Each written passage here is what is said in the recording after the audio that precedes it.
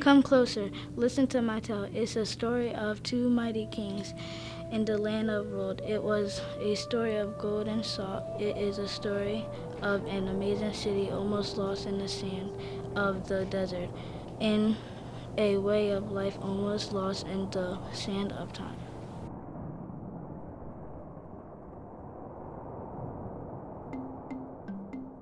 We are the griots, tellers of stories and singers of history.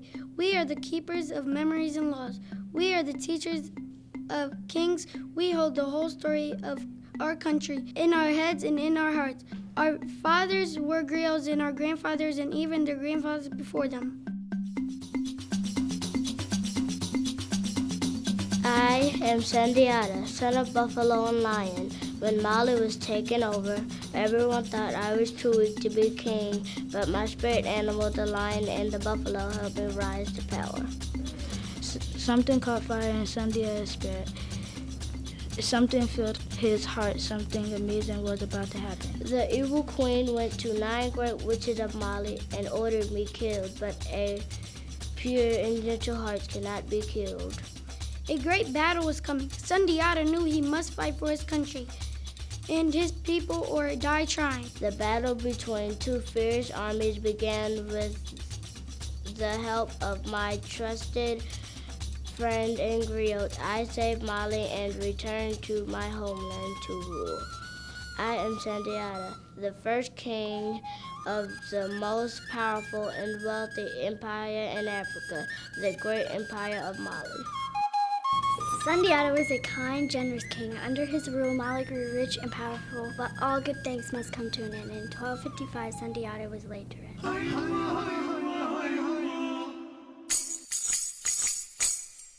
The kingdom of Mali needed a strong leader. The grandson of Sandiata's half-brother was just the person for the job.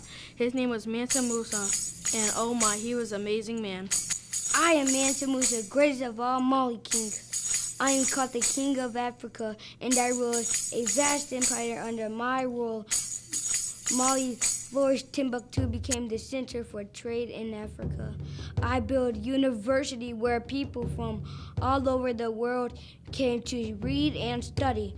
On my trip to Mecca, I traveled through many places. They quickly realized how rich my empire was and wanted to come trade and share in the wealth of my country. Malis might live on the story of the griots and live on the dreams of the great-great-great-great-grandchild of the story. Strong people who built mighty cities on the shore of the desert.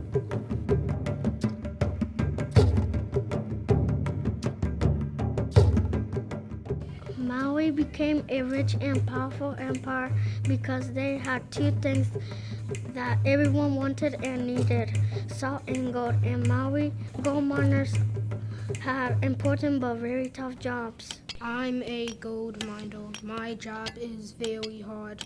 I dig for gold, the West Africa heat. I work long hours, and my job can be dangerous. Thieves try to steal the gold. Gold is a valuable natural resource that we use as money here in Mali.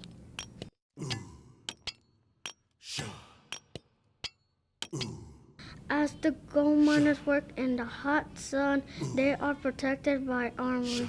Mansa Musa, the king, ordered them to guard the gold miners. The guards part of the trade routes too. There were usually about 90,000 men on duty at one time. Gold miners, get somewhere safe. Gold thieves are headed this way. You hold them off while we hide the gold. Tell your men to prepare to fight. Guards, prepare for battle. We cannot let them get to the gold. Mansa Musa has trusted us to protect this valuable natural resource. Gold was precious and valuable in ancient Maui because Maui had so much gold it became one of the most powerful empires, and traders were traveling through the Sahara Desert. The caravans by camels to trade for salt and gold. Maui control over the Trans-Sahara trade routes helped to keep the empire in power.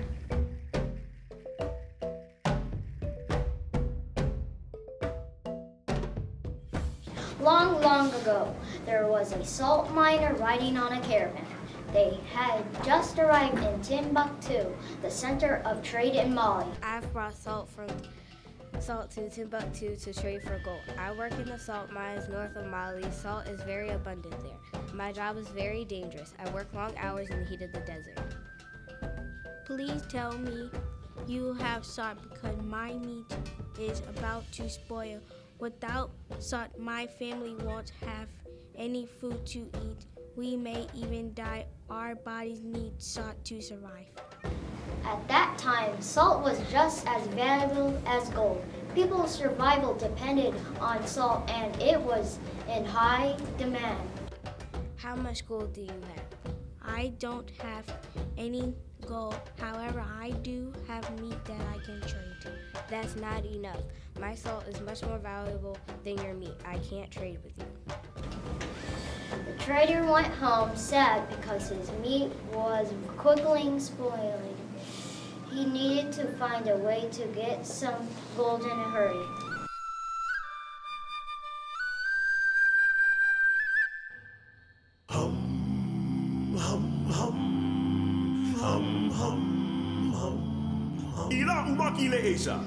Farmers were one of the most respected groups of people in ancient Mali. They were highly regarded because they provided food.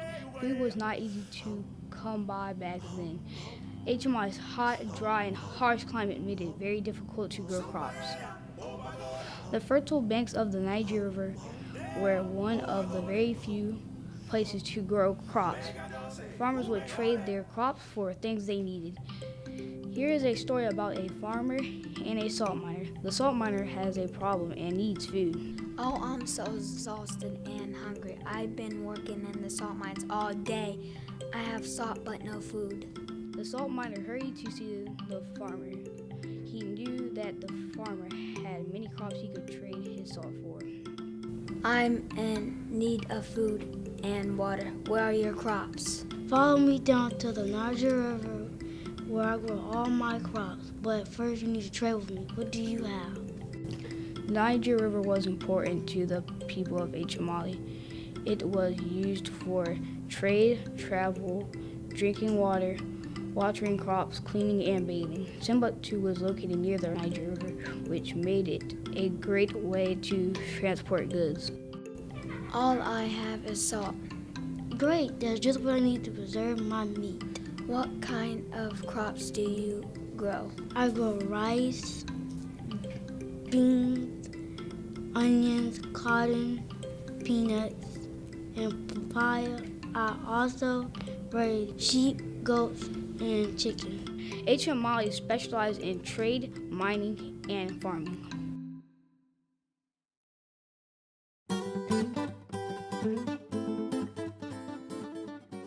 Welcome to Timbuktu, a large city located near the Niger River along the trade routes from the salt mines to the gold mines. Timbuktu was a booming city with lots of townspeople. Traders from many different places would come visit to get food, water, and other goods. I need some salt to keep my food from rotting. I think some traders came in last night just to go search for them. I'm going on a long trading trip across the Sahara Desert. I need to find some food and water to take with me. Maybe some townspeople have some things I can trade them for. Here we are in the heart of the city where the traders and the townspeople gather. People from lands far and near will come visit to get food to trade. Goods such as gold, iron, copper, ivory, pepper, salt, and fabrics were traded in Timbuktu. All these items were taxed, which would make Mali one of the wealthiest empires. Aha! I found a trader. Do you have any salt to trade? Yes, but do you have any items to trade? Yes, I have food and water. Can we trade? I got slabs of salt to trade. Do you have anything else I might be interested in? Come take a look. I have many goods from places such as Europe, the Middle East, and Asia. I have coconuts, cloth dates, copper boots, and shells. Traders moved their goods across the Sahara in large groups called caravans. Camels were the main mode of transportation and were used to carry goods and people. Large caravans were important because they offered protection from bandits. A typical caravan would have around 1,000 camels, with some caravans having over 10,000 camels. This is the story of my country and the Mandé people. Is the story of time and history when Mali was a rich and powerful place, a land of grand palaces, gold and salt. It was called the Bright Country, and that is the way it was, a bright and shining place. We are the GRIOTS, ancient Mali's most valuable resource. We tell the stories of our land and our people. We are the historians, the entertainers, the musicians, and the king's tutor, and confident the mighty empire of Mali would be unknown without our stories and our love for our land.